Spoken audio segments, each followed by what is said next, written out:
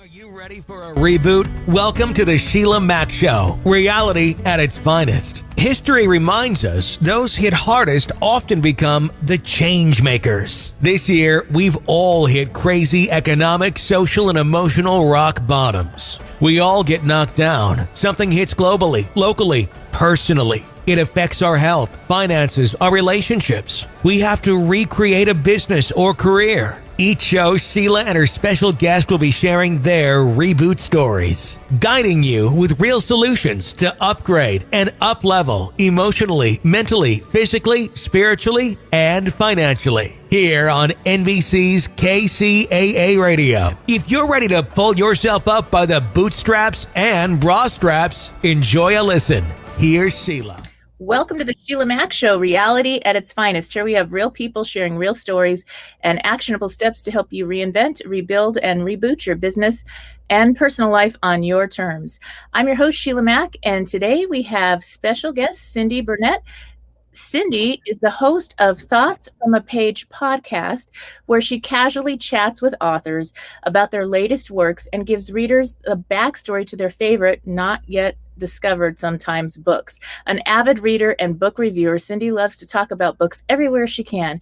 In addition to hosting her podcast, she actively promotes books she loves on social media and writes 2 book columns for the Buzz magazine. She's also the co-author of Conversations from a Page, a Houston author event series that brings authors and readers together in a relaxed and welcoming setting. The group recently added an online book club as well. All right, welcome to the show, Cindy. Thank you. Thanks for having me. And one of the things I like to ask you is, based on my new best-selling book, Bootstraps and Bra Straps, the formula to go from rock bottom back into action in any situation. That's how the show came about. I wrote it right before the pandemic happened, and it was right on point. So I like to have guests share about maybe a time in your business or personal life where you experienced a difficult situation and how you got back on track. Well, I think the pandemic was probably a difficult situation for all of us. I host a literary salon. You mentioned it. I'm a co-founder, and we had just gotten, kind of our stride. We were 2 years in, and the pandemic hit. And so we had to move online. And that was just like it was for everybody, trying to figure out how to move online, what to do, how to get people there, how to find your place within all of the crowded, there's so many people moving online, how it would work, getting it all situated. So that probably for me has been the hardest thing, was trying to transition from our very successful in-person event to online. Yes. Now, are you going back to in-person as well now that the world's opening, at least in the US? We are. Yeah, we're going to go back in September. So we're really excited. We have our authors lined up and we're ready to be back in person. Wow. Now, how has this changed how you do business going forward? Well, I do a lot of different things. So that's the salon. And going forward, I think we will try to not be online for it. I'm in Houston, and we really have created such a fabulous community of readers and authors coming together, everybody enjoying time together, coffee, muffins, and then listening to these wonderful authors. And so I think moving that online, it worked fine, but it didn't transition as well. So I think for us, we will just stick with being in person for that. With respect to other things, I do the podcast kind of like you do, and I launched that during the pandemic, and that will just stay like it is. It's been a joy, and I've really enjoyed it, kind of my silver lining of the pandemic. Mm-hmm. Yes. Now, how did you get started with sharing about books? Where did this begin, in your youth, or how did it happen? Well, I've always loved to read, and I've always told people, I just read this great book, you should read it, and always kind of been an avid reader. I was a lawyer for years, and when I have 3 children. My oldest is 20, and when she was born, I went part-time, and then by the time my 15-year-old was born, I kind of retired from the law. And so about maybe, 6 or 7 years later, I was looking for something to do, and Facebook book groups were just becoming this kind of big thing, and so I joined a couple and started reviewing and meeting authors. I had no idea that even existed. It was a whole new world for me. And so I just slowly stepped my toe in, and 5 years later, I have the podcast, and I write articles, I host the salon, I have a big Instagram account. So it's been really fun. Yes, that's so interesting. And so now, going from law, what did you bring from your law practice into your book practice? Well, that's a great question. I think a couple of things. Writing, I have to write so much as a lawyer. So I think the ability to structure my reviews in a logical, distinct manner and, organizationally making sense. I think also being able to pull out the important things from a story. I'm a quick reader, and I think being able to read through and understand the important parts, the things that authors want to be asked about, asking different things than everybody else is asking, because, you'll see there's the same author interviewed 10 times and there's the same questions over and over. So I try really hard to obviously get the important ones, like what's your book about and things that everybody has to hear. But after that, to really focus on different things. And I hear that a lot from authors, like, you're asking me different questions than I get asked elsewhere. Thank you. So I think the law really helped with that. Oh, that's great. Yes. So now, for those tuning in who may be thinking about writing a book, or you already have a book out there, what tips do you have for getting reviews and really the whole writing process to get really noticed out there? Well, the front end of that, I don't really know very much about. I don't really deal with, getting an agent, getting the book sold. That's not at all up my alley. And I don't really deal much with that. But on the back end, like once you have the book and it's coming out into the world, I think developing really good relationships, having a social media presence is the first thing. So before your book is even close to being published, have a strong social media presence. Be out there and be posting about lots of things, not about your book all the time. I think you see some of these authors that 2 months before the book comes out, all of a sudden every day they're posting about their book. And I think that it's a very giving and welcoming community and sharing community. And I think those authors that do the best are the ones that promote their friends and promote other books they really like, and then wrap in their own promotions within that. So I would say, developing a relationship with the Bookstagrammers, book reviewers on Instagram are called Bookstagrammers. And there's a huge community, and there's a huge book Twitter and BookTube and, TikTok even now. So I think having your presence on one or two of those and having a strong presence long before your book comes out, and then people know you and they know you have been willing to help others and you're interested in reading and writing and not just wanting to constantly promote your own book. Right. Yes, that makes sense. I learned so much with this book that I did. This was my first book on my own. I've had others, group books, whatever. And so that was nice, but this was all on my own. I did work with a publisher and everything, but there was a lot to learn. And the most important thing they wanted me to do was get these reviews. Yeah. Because it helps on Amazon. It helps when you go to sell. People need to know, is this book worth reading? And so I didn't even know anything about that. and you have to do that in advance and have your copy ready to go and send to people in advance.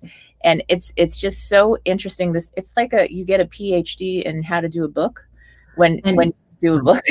Right. Or marketing. I mean, I always feel like these poor authors, you've got to also be a marketer now. You're not just a writer, but you're doing all of these other things. So I think that's right. And I know Amazon's algorithms work based on how many reviews you have. And I know I hear authors constantly saying that their publishers are telling them to beef up their social media presence, do reels on Instagram and, just kind of do things that are clever and different and build your presence long before your book comes out. Yes. And it really can be a full-time job. Once your book is out, promotions are just getting started. You think it's done? That's like day one. And there's many books that really they're discovered like a year or two later because they kept marketing. Yeah. Others stopped right away, and that, they sold to their family and friends, and that was kind of the end of the story, their story anyway. And they might have an incredible book, but it's the marketing that goes on after that that's going to make a big difference. I'd love to hear more about your book club. How does that work? How do you structure it? How did you do online versus in person? You said it was better kind of in person. What does the structure look like for the book club? Well, so I have worked at an independent bookstore for years, and I worked all their author events, which are structured in a format. The author comes to the bookstore, usually at night, stands in the front. Everybody sits there and listens to the author, usually talk on his or her own, sometimes be interviewed by a bookseller. And then a couple questions are asked and everybody feeds through the line and gets their book signed. So that's wonderful. I love those events. I've worked them for years, but I wanted something different than that, something more personal, something that that you felt you were really getting to know the author. So we were targeting women with children and older women that didn't want to go out at night, necessarily drive after dark, whatever it is. And so we do it first thing in the morning. We actually start pretty early, like 8:45, and kind of right after drop off, or right after you're worked out, and we have coffee and muffins. And the authors come into town, because we almost always do non-Houston authors. So they come into town. We usually take them to dinner the night before, and then they come that morning, and I interview them together. And we always pair authors who don't have books that go together. So we do like nonfiction and historical fiction, or a thriller and regular contemporary fiction. And we purposely do that to try to, you might come because you love thrillers, but then you hear this other woman speak about her book and you're like, oh, that sounds great too. So we're trying to kind of build a momentum for both books, and drawing people for one reader to the other, and, one author to the other, and vice versa. Oh, so right. Yeah, it's really fun. And so then I interview them, and then they mingle with everybody. People buy the books because we sell them, and then get them signed, and then it's done. And we've had just great success with it and great feedback. And we were really, like I said, it was growing leaps and bounds, and then the pandemic hit. So hopefully we'll be back to that in September. Oh, yes, because people are so happy to connect now. I have been to more events and seen more people in the last, I could think, maybe 2 months in Vegas and a month in California. I have two homes that I go back and forth. And it has been so nice to just connect with friends again and make new friends. And it's like we need that. Even those that aren't social are out there now. Well, and that's one of the things people have said, that they've made friends at our events. So these people come back time after time, and they're like, oh, I saw you last time, and they get to know each other because they all have reading in common. Yes. And one of the things, I actually have 6 children, 3 of my own, 3 fostered, to adopt. And so they're all grown now.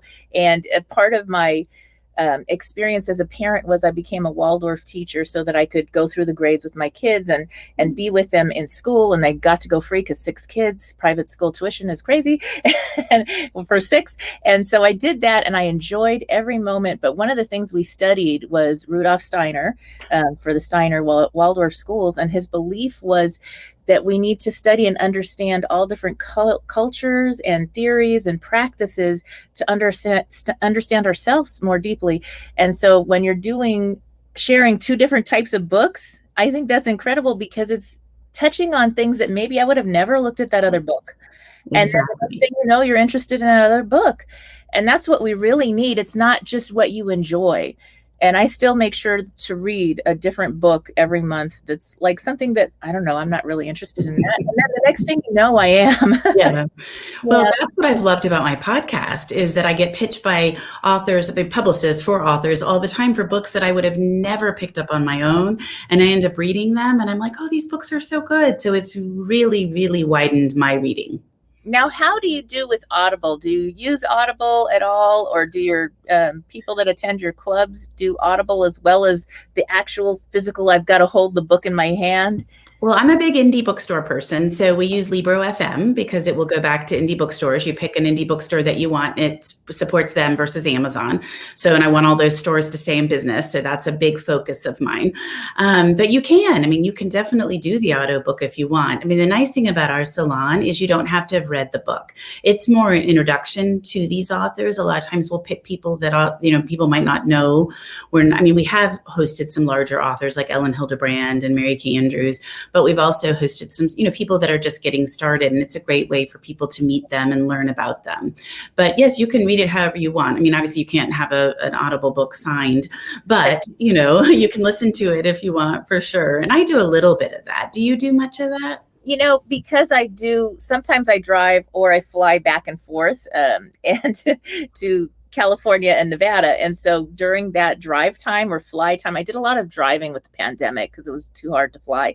Yeah. And now I'm kind of back to flying, but that's a great time to I'll listen to books on like a couple X's really fast. And then if it really interests me, I'll slow it down, and then I'll buy the books that I love. And, then I'll be like, okay, I got through that. I got the important part, and I don't want to buy the book. I still love the physical books. I mean, that's like, I lost my home. That's part of my book is I lost my home to a fire in Ventura. And that was the 2017 fire. And it was all my books. I had like an entire living room wall filled with books because I was a teacher. I always read. My kids always read. And so I had all these books that they had meaning to me. And even my family, we were sad about the books. Our photos in the books were the worst. Everything else you replace. So that was it. And now I've started over again, and I've already filled a nice little room. But and then I check them out too, and they read. Yes. So yeah, it's interesting. And when I first told my daughter, okay, I'm doing Audible as well, recording my book, and she says, oh, is that for blind people? And I said, well, I guess, but and she never listened to a book. She's only physically held books. That's me too, until recently. I just much prefer the books, but yes, I'm the same way. Yes. So now, what are your top books that you've been reading or reviewing this year? That's a good question. There's one called, okay, I have to sit here and think for a minute. I always have to ponder. Okay, so there's Hostage by Claire McIntosh, which is an airplane, terrorist hostage takeover of an airplane. So that was really good. Songs in Ursa Major by Emma Brody. It's a debut. It's a takeoff from the relationship between Joni Mitchell and James Taylor. I didn't even know they'd had a relationship. And so it's kind of historical fiction, but it starts with their relationship and then she goes kind of in a different direction. It was really good. Those are probably my two favorites. House of Sticks by Lee Tran. It's a memoir. She's Vietnamese and they immigrated to the United States in the 90s into New York City and Queens. And that experience, they didn't speak any English and had to find their way. She ended up going to Columbia. So it was a beautiful story. Nice. Yeah. Now, growing up, for parents listening in, did you read a lot? Did your family read with you? How did that show up in your family life, or how did reading start to become your new addiction in life? Well, I've always loved to read. I mean, always. And my parents did read with me, and they also were great about buying books and, just always having books around. I read all of the Nancy Drews and all the Trixie Beldens and, all of that. And then I started on mystery series when I was in my teens. So I think, yes, I had always, and I read that way with my kids always when they were little. Yes. I think it's a great way to start. I think it's so important. Now, with my family, and this is a very diverse family, adopting three and three of my own. And so everybody came in at different times, and I felt like it was a soul contract. We all became a beautiful family. And to bring us together, to get the children to sleep at night, even when they first showed up, you know what I mean? And, as a new foster to adopt, while we were in the adoption process, we would do a family reading time every night. And we would literally do like an hour, and we'd go around, everybody'd have a book, we'd share the book, whatever, and we'd talk. And then after that, we'd have a discussion. And we did that. And so now, even though my children are all grown, they call just about every night and check in, because it's a habit, and they all are readers, strong readers. And so that made a big difference. Their vocabulary is larger when they were younger. It really put them ahead. And it also brought out, we would discuss situations in the books, the morals of the story. And as they got older, real interesting things that are real life things that you have to talk about. And the books were a great way to open up the discussion without, okay, now tonight we're going to talk about sex ed, or we're going to talk about safety, or whatever. We're going to talk about cutting and all these crazy things that happen in schools now. So that would open the conversation, and it would give us a way to discuss it where it was really safe. And then sometimes some of my kids would be like, you know what, there's a kid in school that's doing that. We've got to help them. And we would do like a little intervention. And it was all from these books and this little process that we had. It's like our ritual that we did. And it helped the little ones go to sleep when they were babies. It would help them just get to bed because it was an evening routine. So if you have children, grandchildren, it's a fun thing to do. And then once you get them to bed, you can read your own favorite book and you have that time because they're in that pattern of a bedtime. And I did travel a lot. When they were very young, I ran gift stores. I had 5. And then, they kind of became self-running at a certain point when I went back to teaching. But when I was doing that and I was traveling, I would literally get up. We didn't have Skype, but we would do over the phone. And we would have our Yeah, we would still have our book time and our evening ritual. So, and it got them to bed when they were with grandparents or with a sitter, whatever. And so that made a big difference. And it was just part of what we did and still do. Yeah, no, and that's how we were too. And so both my girls love to read. My son decently loves to read. I think when he gets past high school, he will love it more because, you read so much for high school already. But yes, I think you can lay the foundation. And I completely agree with you on vocabulary. I feel like that they all have much larger vocabularies than they would if they had not been reading. Yes, it just makes such a difference. Mhm. Yes. Now, I'd love to hear a little bit more about your podcast. Okay. So what I did when I had been doing this salon and interviewing authors, people were like, you really like to do that. It's, you should launch a podcast. And so in pre-pandemic times, I did not have time to launch a podcast. So I kept saying, great idea. I'll think about it. So then last March hits, March 2020, and I'm sitting there, scrolling through my phone all the time, freaking out about the coronavirus. I'm super type A. And so I was like, I need something else to focus on that is not just scrolling through my phone. So I started researching the podcast and what it would be like and, where I could put it out and just all the process. I mean, there's a lot that goes into a podcast. And so I just decided, okay, I'm going to do it. So last June, I just had my year anniversary. So last June, I launched it and I interview 2 to 3 authors a week about their books. And I just, sometimes I'll talk to publishers like a publicist, or sometimes I'll talk to a bookstore owner. And I just launched my Patreon and I'm doing a bookseller a month and then some bookstagrammers every month. So it's been really fun. I'm loving it. It's gone well. It's been a ton of fun. I've read all these books. I've met all these authors. So I'm sure it's like for you. Do you really enjoy, I'm assuming you really enjoy the podcast. Yes. Yeah. Oh, I love it. And now this is actually on radio, on-demand TV, and all the podcasting channels. And so it's a whole different thing that I was invited in to be a guest on a show, and then they had openings. And so I took advantage of that, and I love it. And it's one of the things, you jump out of bed in the morning and you're happy to go have an interview, or, I do my own edits and then send it to the show. And I actually have learned a lot in that. So that's you start to learn these different things. And it's like you get another PhD. Now you have a PhD in podcasting and radio. And it's something you learn. I didn't know anything about it. And the best way to learn is to just start. You throw yourself in. And again, talk about marketing. I feel like I have a degree in podcasting and now marketing, so definitely trying to find a toehold in there's a lot of podcasts out there, but it's really fun. And like I said, I've read so many books. I've met so many authors. It's been wonderful. Now, what are your podcasting marketing ideas, or what's the secret there? Well, I don't know if I've got the secret, but again, social media, I think that's been great. And I've been doing a lot of cross promoting. Mm-hmm. So finding podcasts. First, I did book podcasts, but now I've been doing things that I think my listeners would like. Like I just cross promoted with a wine podcast and, other things like that would appeal to the people that are listening to mine. Nice. And just really developing relationships. I feel like Patreon has actually been the best thing so far, because I have now a whole place that everybody can show up and we're talking books and they're giving me suggestions and things they want to do. And, I can kind of interact a little bit more. So I have really enjoyed that. That's great. Yes. And that is something that we have to learn, the marketing. I was very fortunate. One of my best friends, her husband was running for assembly, and they asked me, to help out. Well, and they said, what's your political party? I said, I'm a freedom person.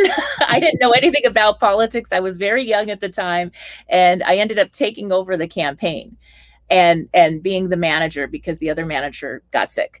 And so I got this job and I had to learn all about politics, and I don't really love it, to be honest. I stay kind of, I don't know, non-political, but I learned marketing, because it's a campaign. So when you think of political campaign, marketing campaign, it is a campaign, and it's very similar.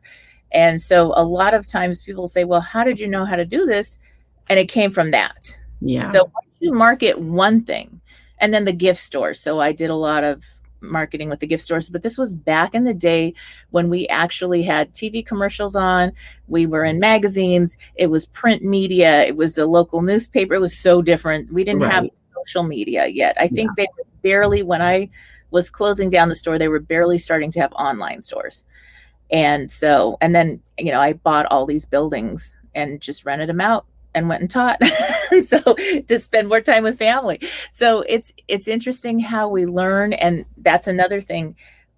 You're going to buy a lot of courses. Did you end up buying a lot of courses for the marketing? No, I haven't done any of that. I have just reached out to people. I have talked actually to a number of authors, found what they thought was good. I have just connected with a lot of people. No, I haven't really. I mean, the only money I've spent on marketing would be running ads on Facebook or Twitter, little things like that. And then, sponsoring a few things, but that's about it. I have not spent, even when I was also launching the podcast, I didn't spend any money on courses. I just figured Google was getting me through. Yes. Oh, that's great. That's really good, because there's some really good courses out there. And then there's some that you pay a lot of money and you don't really get anything, or you can Google it.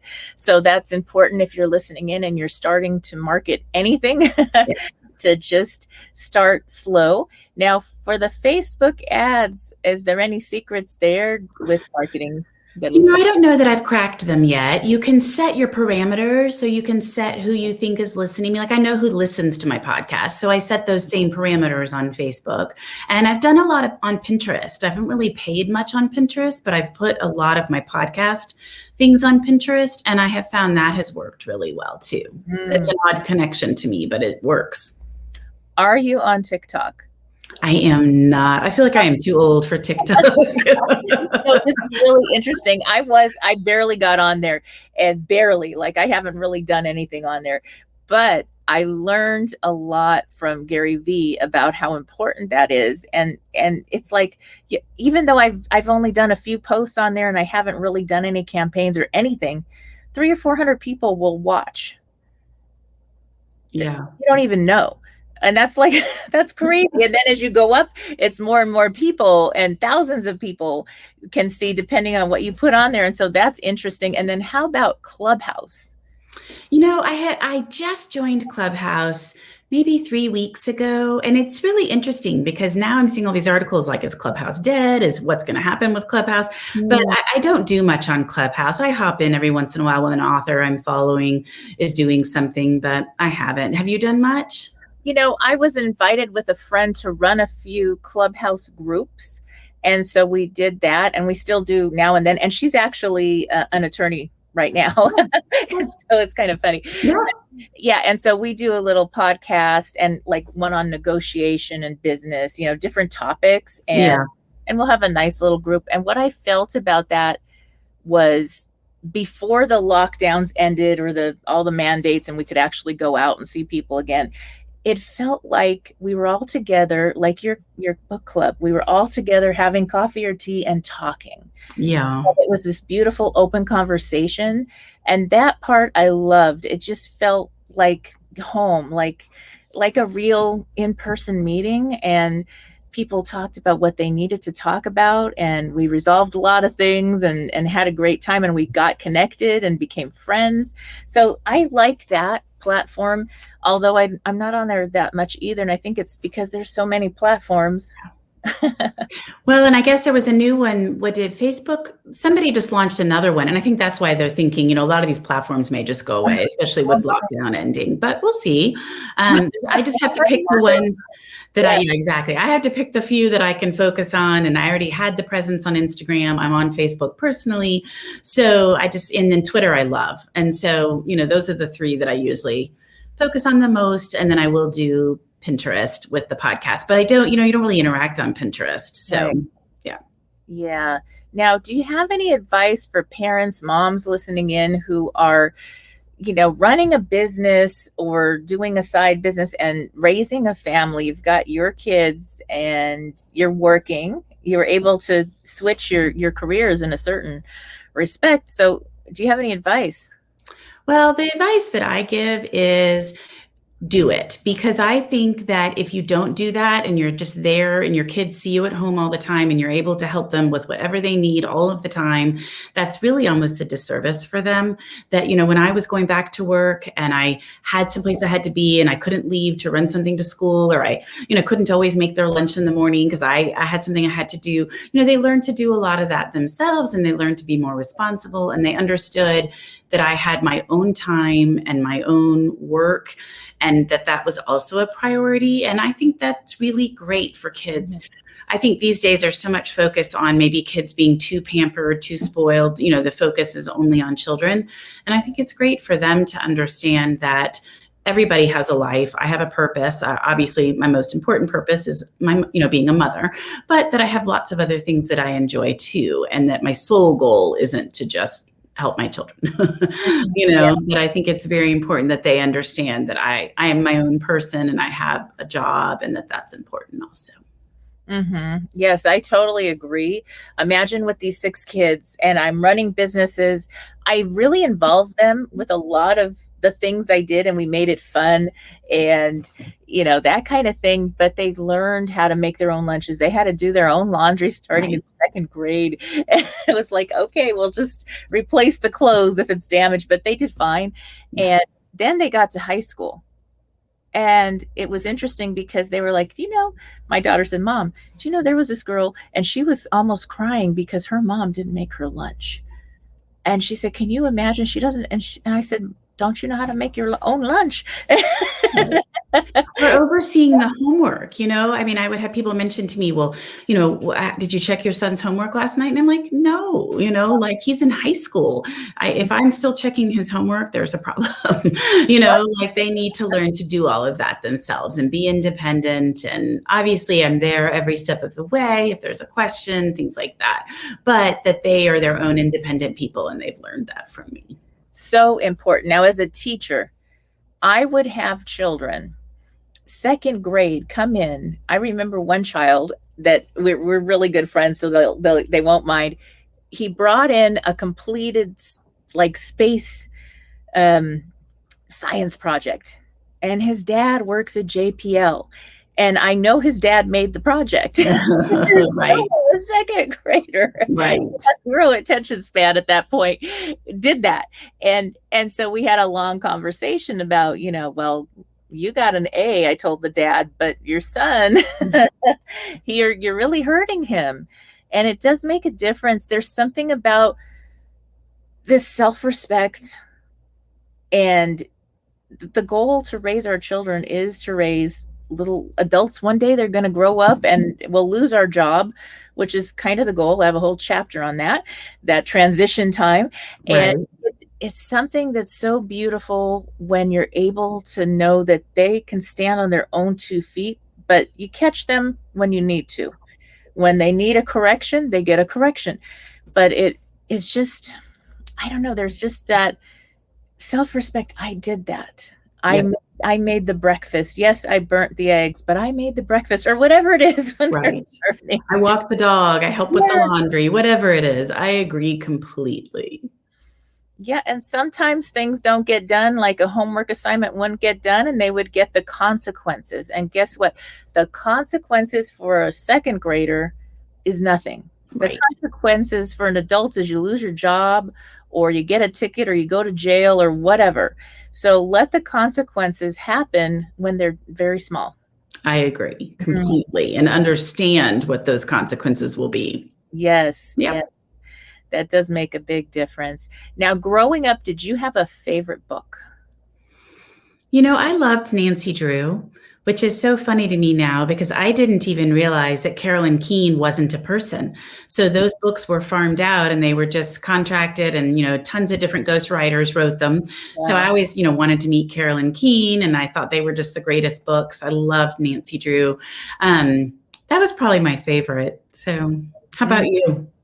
When I was 8 years old, I actually went to a garage sale, and I used to help out and get allowance and money from the neighbors cleaning or doing their yard or whatever, this little kid. And they were selling at the garage sale Think and Grow Rich. So at 8 years old, I wanted to help my family. And my mom, who was staying with my grandparents, she had gotten divorced, and she was, complaining about she didn't have money to get on her own, whatever. And I thought, well, if I get this book, and I can learn how to think and grow rich and help my mom. Well, I still have that book by my bedstand. That is hilarious. I read it day and night, and I actually did buy my mother a house later on in life. And so it did make a difference. And then one Christmas, a neighbor bought me Richard Bach's Jonathan Livingston Seagull, Mm-hmm. that original book as well. And my kids love it. And the concept, you got to read the story. If you have not read the story, it's like, as a little child, it's a little deep, but you don't get that. You just, oh, okay, it's a seagull. And then you keep reading it later on in life and you get the whole meaning. So those are my two favorites. Well, those are probably a lot more exciting than Nancy Drew. I just feel like something like, I did read Nancy Drew, and then I love C.S. Lewis, Yes, me too. Chronicles of Narnia. And whenever something went wrong, I'd go to the closet and be like, why can't I just go there? Let me go. I absolutely love those books. And in fact, that's so interesting that you said that, because this fall there's a book coming out called Once Upon a Wardrobe by Patty Callahan. And she writes, it's fiction, but she writes about how he came up with the idea to write the Chronicles of Narnia. Wow. I just read it. It's so good. So yeah, that will definitely be on one of my top reads for the year. And I love that series. And in fact, it made me think I need to get them back out and read them again. Yes, yes. So good. Now, if you could go back in time, this is something I always ask guests, if you could go back in time and give your 10-year-old self advice, what would it be? I think it would be kind.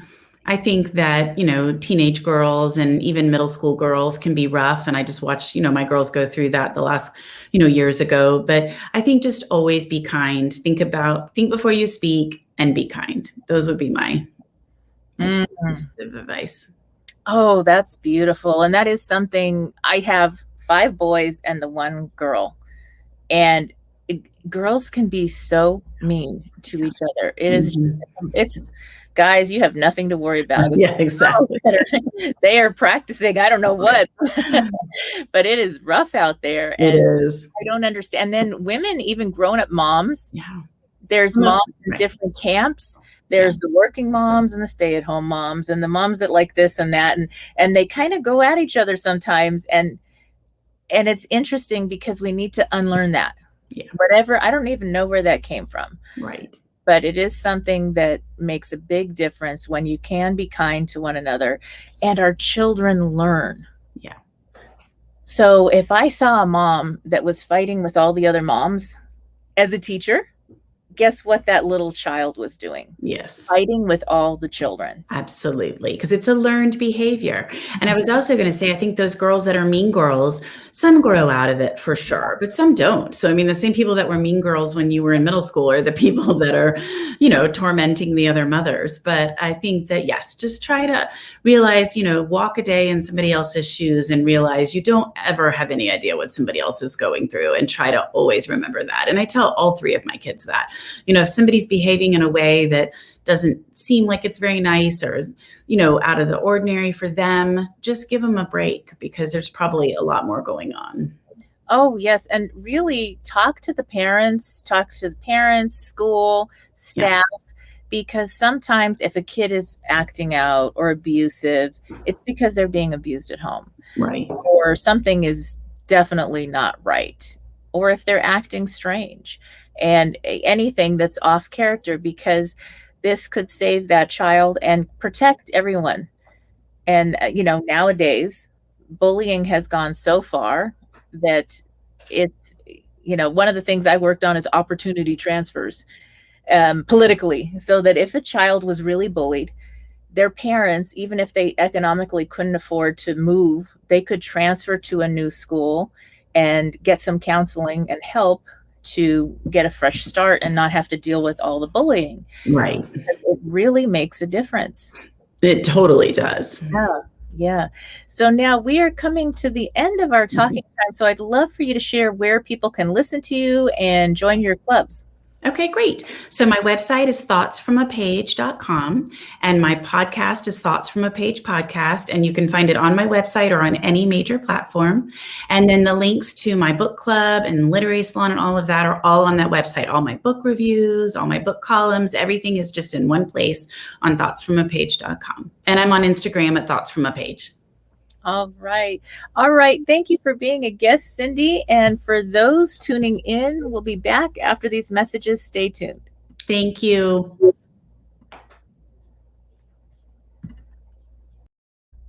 If you are just tuning in, this is NBC's Sheila Mack Show here on KCAA Radio, the station that leaves no listener behind. I'm your host, Sheila Mack, and today I wanted to give a special thanks and shout out to the Business Doctor Inc., helping businesses thrive. So I actually was a small business owner for many years, and when I first started out, I learned of this incredible tool, business credit.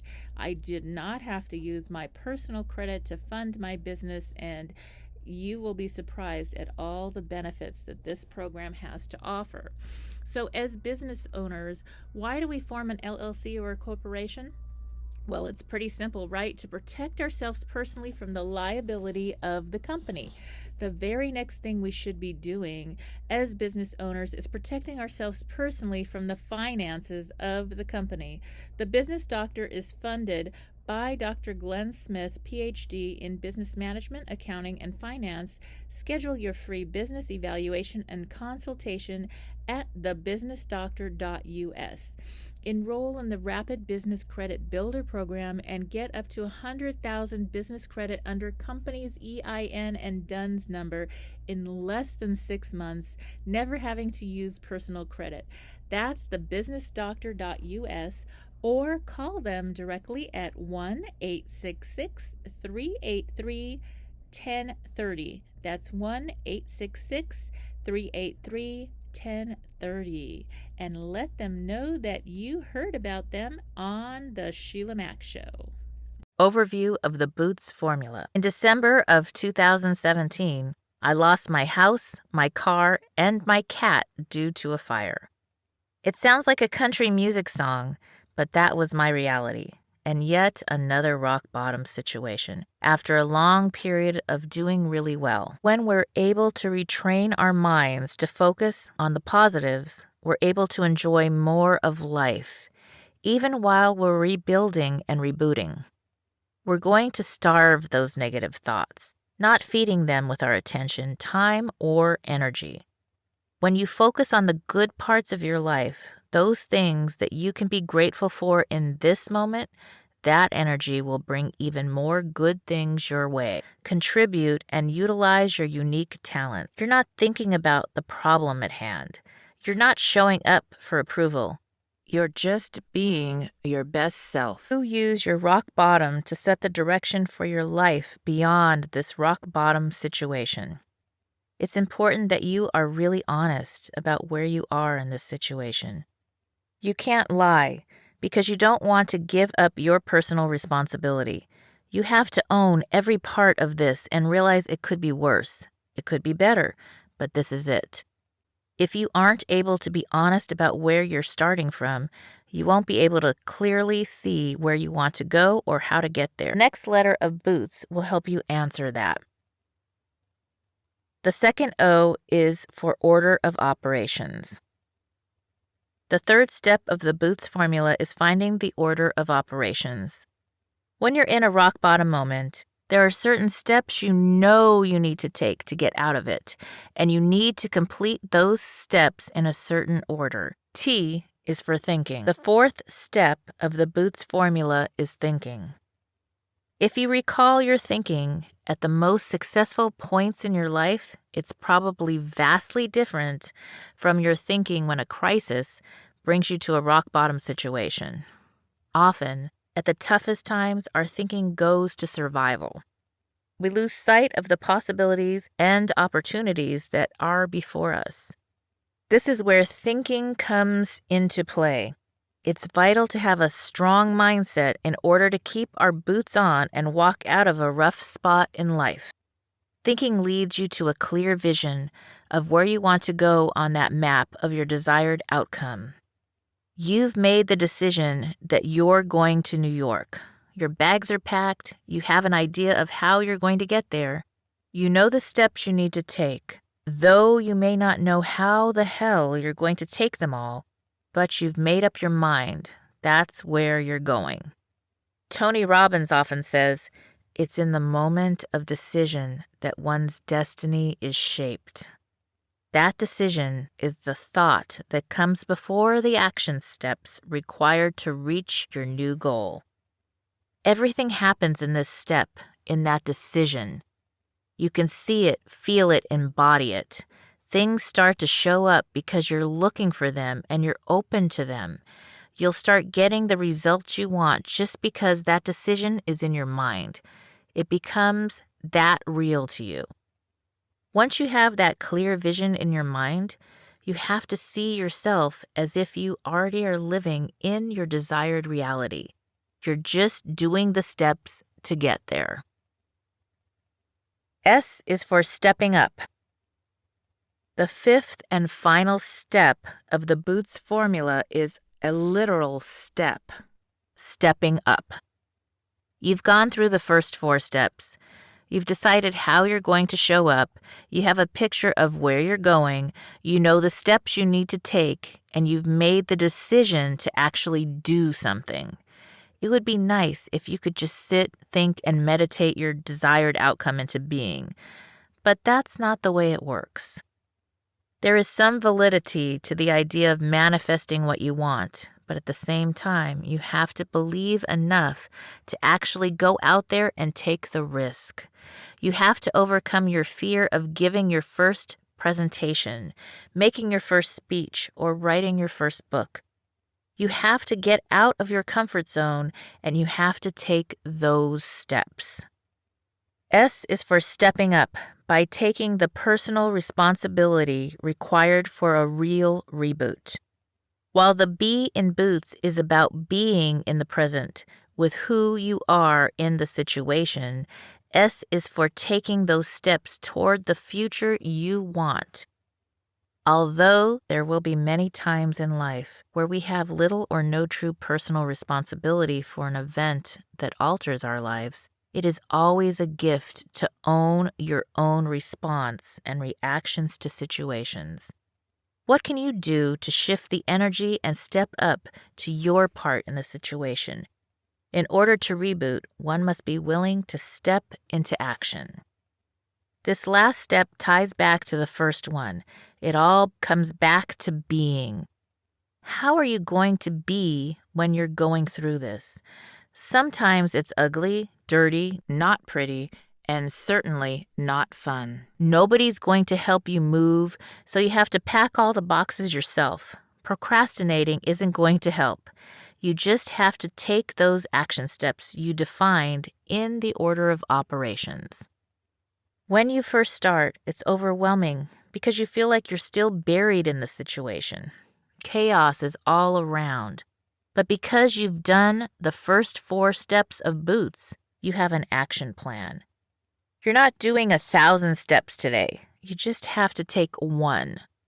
You do the things that you mapped out one by one, and that helps you see, okay, I can do that. You have clarity on the action steps, so now it's time to actually get moving. Are you ready to strap on your boots and start walking? From rock bottom to moment of empowerment. You may be thinking, okay, now I know the formula, but what does it look like in action? Great question. Let's look at the rock bottom moment I told you about at the beginning of the chapter to see how I applied the Boots formula to get back into right action. After the fire, after my cat ran away, and after my car was totaled, I was in a funk for a week and a half or 2 weeks before I even noticed. I don't know if it was shock or depression or overwhelm. Probably all of that. It was a lot of loss in a short period of time. But then I had to go back to work, and I needed a way to get there. Being. For that first week or 2, I was being a victim. I grieved the cat, the car I had recently bought in cash and was very proud of, my house, and the whole lifestyle I had just rebuilt after the divorce, another loss that I had recently overcome. All my beautiful, most favorite things were in that house, and I lost them all. I was also grieving over the plan to have one of my children move back in with me while she went to college. She'd already been having second thoughts, but she didn't want to tell me and risk hurting my feelings. When I ended up in the tiny house in the hills, we both realized it wasn't going to happen. It felt like a really shitty place to end up. I wondered, how the hell did I get here in just a 5-day period? As I was going through my own rock bottom situations, I had to ask, who do I need to be? I had to own my little strength as well as my many weaknesses.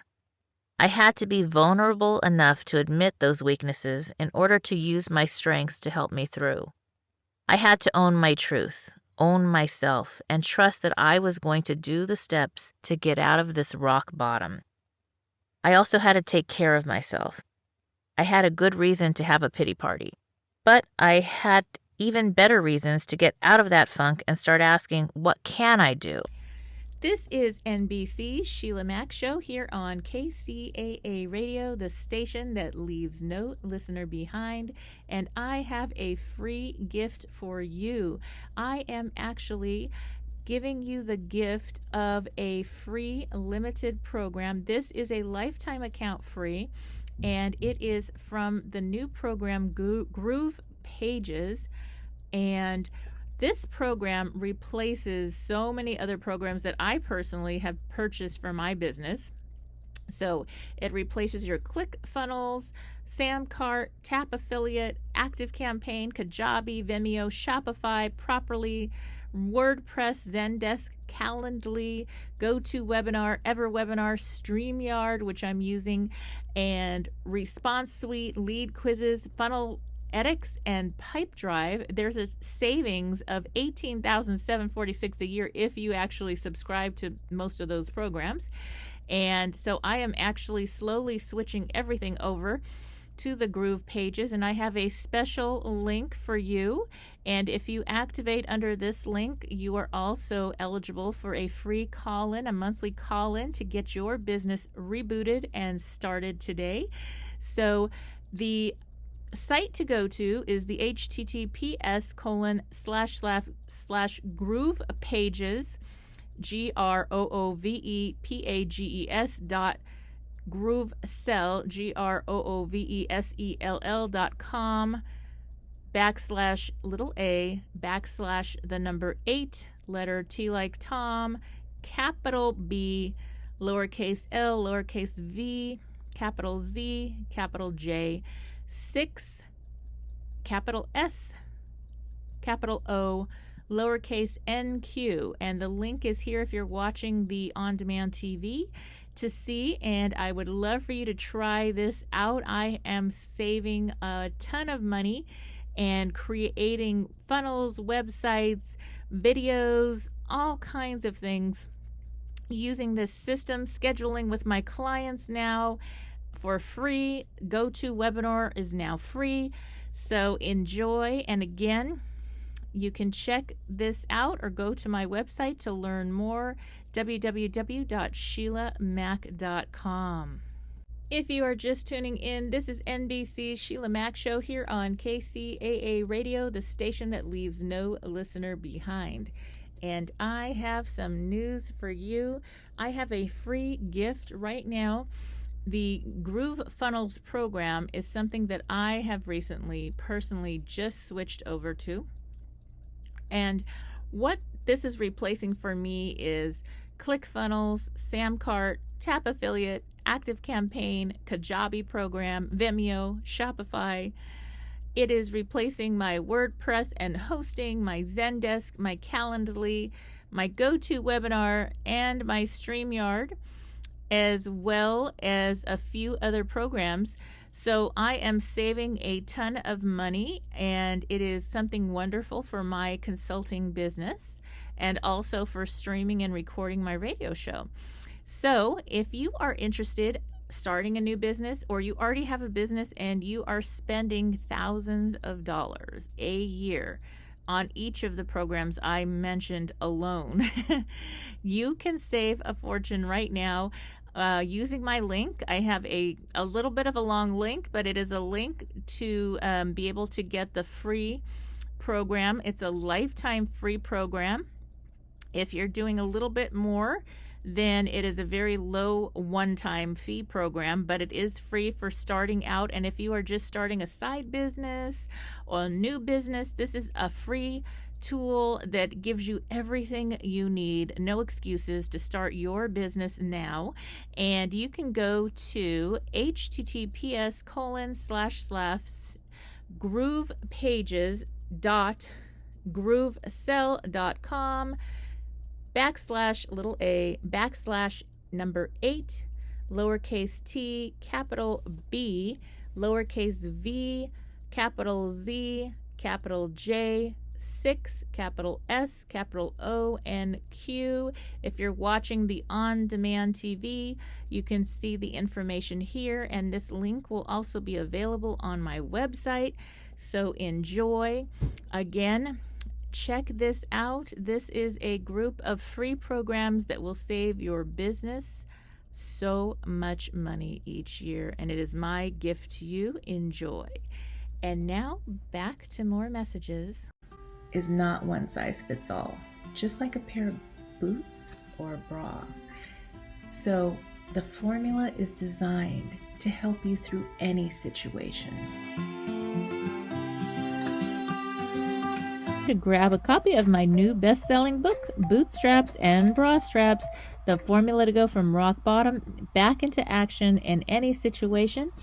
It is now available on Audible as well as on Amazon and Kindle, and at www.sheilamac.com.